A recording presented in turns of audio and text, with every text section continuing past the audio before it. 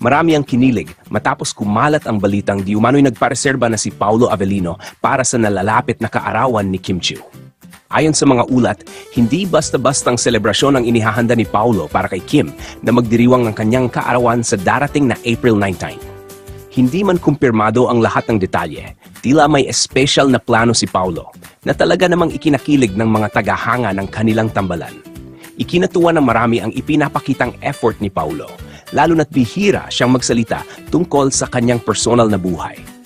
Ang simpleng balita na nagpareserba siya para sa espesyal na araw ni Kim ay sapat na upang umusbong ang spekulasyon at excitement ng kanilang mga supporters.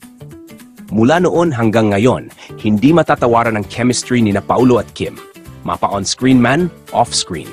At kung totoo nga ang balitang ito, patunay lamang ito na may espesyal talaga silang koneksyon. Habang papalapit ang April 19, abangan natin kung ano pa ang ihanda ni Paolo para sa kaarawan ni Kim.